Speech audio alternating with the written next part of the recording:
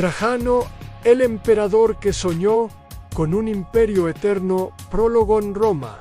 Antes de un nuevo amanecer, Roma, a finales del siglo I, no era ya la ciudad heroica que conquistaba por gloria, era un imperio fatigado. Las intrigas palaciegas habían convertido al trono en un lugar de sospechas y puñales. El recuerdo de emperadores crueles como Nerón y Domiciano estaba fresco, y aunque la maquinaria militar seguía funcionando, el espíritu de Roma parecía cansado. El pueblo pedía pan y juegos. El Senado pedía seguridad y gursito. El ejército pedía un líder, y ese líder no llegaría desde las viejas familias patricias, sino desde una tierra lejana, una provincia en los confines del mundo romano en Hispania. Su nombre era Marco Ulpio Trajano, y bajo su mando, Roma brillaría como nunca antes de comenzar su lento ocaso. Capítulo I. Annum Niño de Itálica. El 18 de septiembre del 53 después de Cristo, en Itálica, una ciudad cercana a la actual Sevilla, nació el niño que cambiaría el destino del imperio. Italicao no era Homao, pero respiraba romanidad. Sus calles rectas, sus mosaicos coloridos y sus termas públicas reflejaban el poder de una civilización que, incluso en provincias, imponía orden y cultura. Allí, entre veteranos de guerras púnicas y familias acomodadas, nació Trajano. Su padre, Marco Ulpio Trajano el Viejo, era un senador respetado y un general leal al imperio. Su madre, Marcia, provenía de una familia itálica. Desde pequeño, Trajano fue educado para ser romano. Antes que hispano, aprendió latín, griego, las leyes de Roma y los relatos de sus héroes. Pero a diferencia de otros jóvenes aristócratas que soñaban con la política o la poesía, Trajano soñaba con la guerra. A los 10 años, acompañaba a su padre a los campamentos militares. Allí aprendió a montar, a manejar la espada y a leer mapas. Escuchaba los relatos de veteranos con ojos brillantes, César cruzando el Rubicón, Escipión derrotando a Aníbal. Para él, ser romano era conquistar. Capítulo 2. El soldado que ganaba corazones a los 18 años. Trajano ingresó en el ejército. Su destino fue primero Siria, pero su verdadero bautismo fue en Germania, la frontera más peligrosa del imperio. Allí, los bosques oscuros y los ríos helados eran tan letales como los guerreros bárbaros. Desde el inicio, Trajano destacó no por dar discursos, sino por algo más simple. Vivía como un soldado más. Dormía en tiendas en lugar de villas. Comía pan duro y gachas con sus legionarios. Marchaba bajo la lluvia sin exigir privilegios. El historiador Dion Casio relata una anécdota. Un soldado se quejó porque su escudo estaba roto y no podía pagar uno nuevo. Trajano, sin dudarlo, sacó su bolsa y se lo compró. No lo hizo como propaganda, sino porque creía que un buen comandante debía cuidar a sus hombres. Así, en pocos años, se ganó el respeto absoluto de sus tropas. Y en Roma, un general querido por el ejército era un hombre peligroso o necesario. Capítulo 3. En el ascenso al poder, en el 89 después de Cristo, un gobernador llamado Saturnino se rebeló en Germania. Trajano, entonces legado, actuó con rapidez y aseguró la frontera, consolidando su fama de comandante eficiente y leal. Cuando Domiciano fue asesinado en el 96, el anciano Nerva fue proclamado emperador. Pero Nerva carecía de apoyo militar. En el 97, para asegurar la paz, adoptó a Trajano como su hijo y sucesor. Fue una decisión estratégica.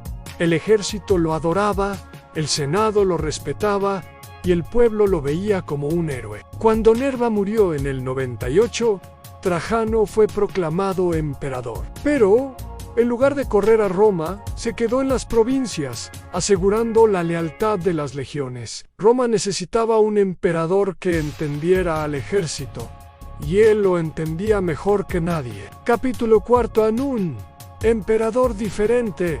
Cuando finalmente llegó a Roma, no lo hizo como los tiranos anteriores. No hubo procesiones excesivas, ni desfiles arrogantes. Caminó entre la gente, saludó a los senadores con respeto y, en lugar de ejecutar a los enemigos de Nerva, los perdonó. El pueblo quedó asombrado en el Senado, aliviado, y el ejército, orgulloso. Roma tenía un emperador que no gobernaba por miedo, sino por respeto.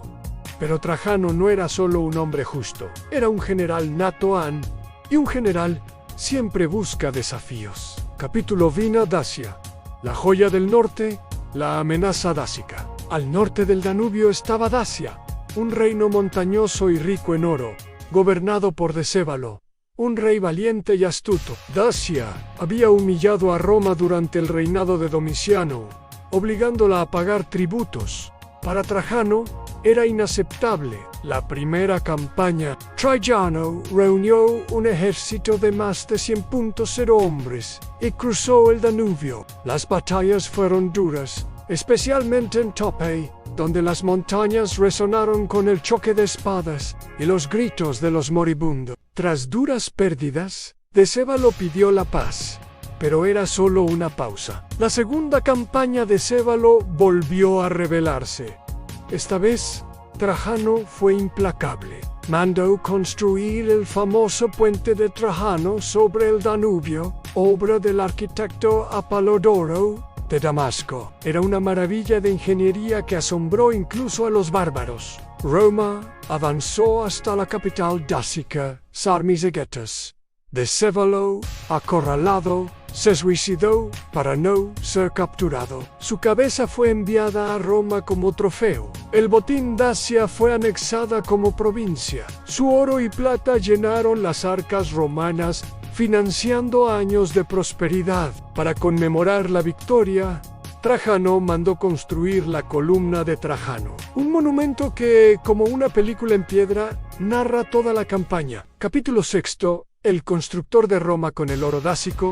Trajano transformó Roma en el Foro de Trajano, el mayor de todos con plazas, templos y la Basílica Ulpia. El mercado de Trajano, considerado el primer centro comercial cubierto del mundo. Acueductos, carreteras y termas que mejoraron la vida en provincias.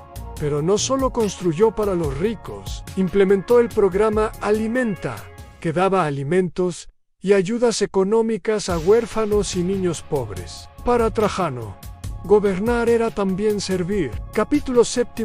El sueño oriental. Ambicioso, Trajano volvió sus ojos al este. El poderoso imperio parto era el único rival digno de Roma. En el 113 después de Cristo, lanzó su campaña oriental, conquistó Armenia y la convirtió en provincia romana. Avanzó por Mesopotamia, tomó la capital parta, Ctesifonte, y llegó hasta el Golfo Pérsico. En ese momento, Roma alcanzó su máxima extensión territorial, pero mantener esas tierras era difícil. Las revueltas en Judea y Mesopotamia comenzaron a desgastar a las legiones. Capítulo 8. El final de un grande. En el 117, mientras regresaba a Roma, Trajano cayó enfermo en Cilicia. Murió el 8 de agosto, a los 63 años. Su esposa Plotina, mujer culta y discreta, anunció que lo había adoptado en su lecho de muerte a Adriano como sucesor. El Senado le otorgó el título de Optimus Princeps, el mejor príncipe. Sus cenizas fueron depositadas en la base de la columna de Traiano, un honor único en la historia romana. Epílogo. El último gran conquistador Trajano fue el emperador que unió justicia y ambición, humanidad y gloria militar. Siglos después, cuando un nuevo emperador asumía el trono, el Senado deseaban que seas más afortunado que Augusto y mejor que Trajano. Fue el último gran conquistador de Roma, el hombre que llevó al imperio a su máxima gloria antes del inicio de su largo ocaso. Su legado perdura en la historia, inspirando a generaciones. Si te ha gustado este contenido, no olvides darle like y suscribirte para más videos fascinantes sobre la historia. Nos vemos en la próxima.